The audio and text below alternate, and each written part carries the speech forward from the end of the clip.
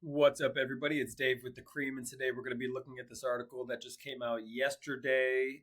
Rapidly rising rents are squeezing millions in the middle class. Nearly 40% of middle income renting households are burdened by costs. So, we're going to be talking about the rental increases, and people are struggling out there, to be completely upfront with you. This is something that we have seen.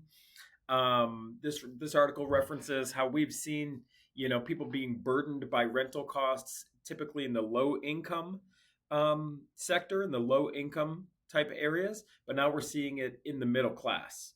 So I think a lot of this has to do with the fact that people are paying more, investors are paying more than ever before. Home prices rapidly rose. Therefore, investors are needing to charge more just to cover their bills, just to cover their payments.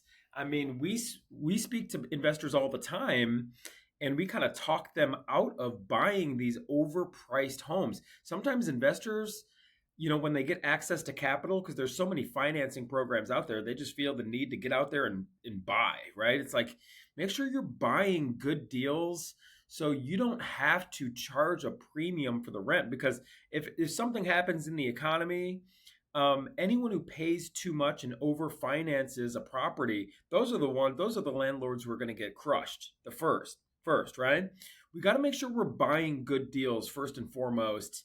This way, yes, I mean, it's great to increase rent. We're very lenient when it comes to rent increases. I mean, we're not jacking our rents up on tenants and things like that because we don't want the tenants to leave.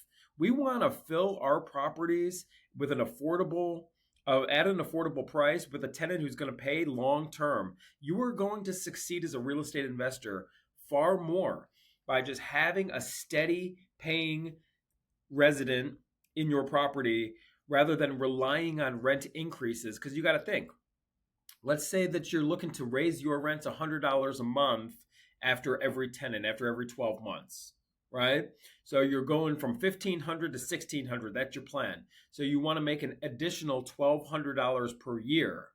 Well, if you go to this resident, to this tenant, and you say, hey, look, your rent's going up from 1,500 to 1,600, and then they end up moving out, the cost for you as the landlord is going to be far greater than the $1,200 that you were attempting to increase, the $100 a month for 12 months.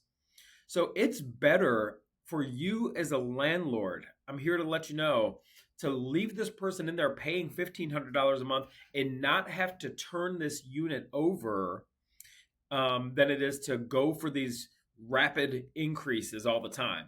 It might look like on paper, hey, I'm trying to make an extra $100 a month, but it actually could cost you a lot in the long run.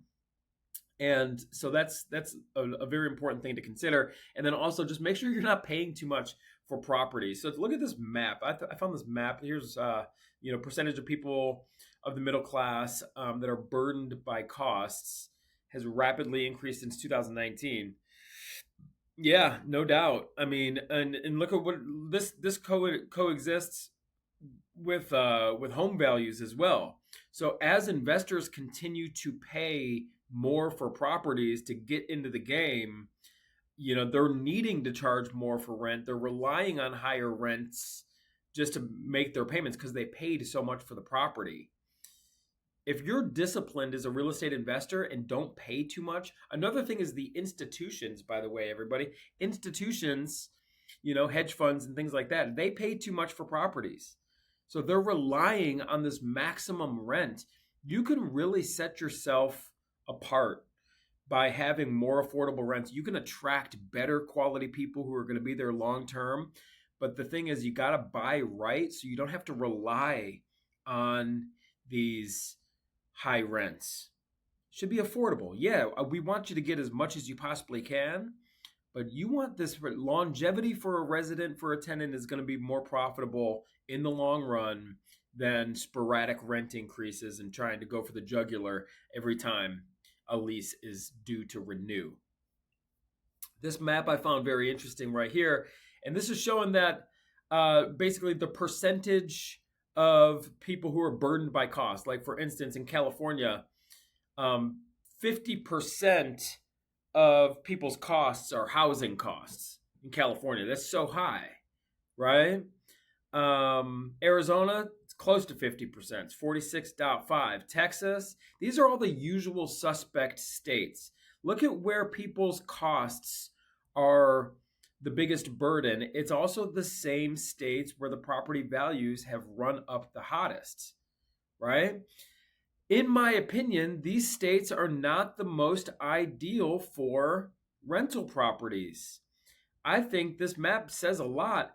I love Ohio, where 20% of a normal person's expenses, their normal expenses, are not exceeded. Housing costs are not more than 27%. This is where you want to play. It's so much better for us as landlords. This way, we're not paying too much for houses. We don't need to rely on these massively retail numbers to break even because we paid so much for these properties. I like this. I like these light blue states are going to be better rental states because the affordability factor, right? It shows the affordability factor. Look, I mean, obviously, North Dakota, South Dakota, Wyoming, there's lower population areas are going to be the lowest housing cost burden, right?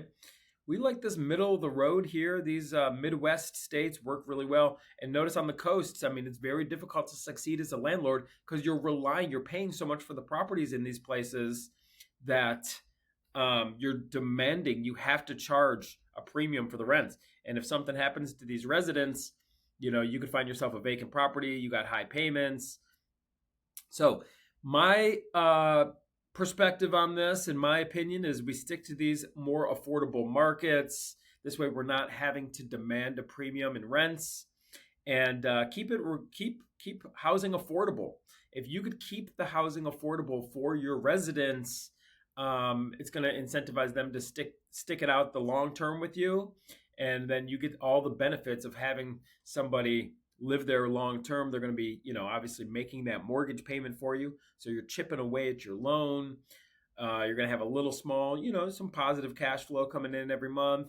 The biggest one is that you don't have to rehab the unit if the person moves out. That's a huge thing that no one takes really into consideration.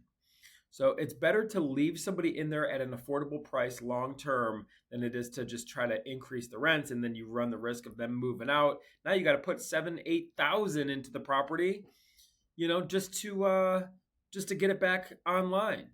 It doesn't make financial sense. So everybody, make sure you follow us on our social media channels. That's always going to be in the description, and we will see you on the next video.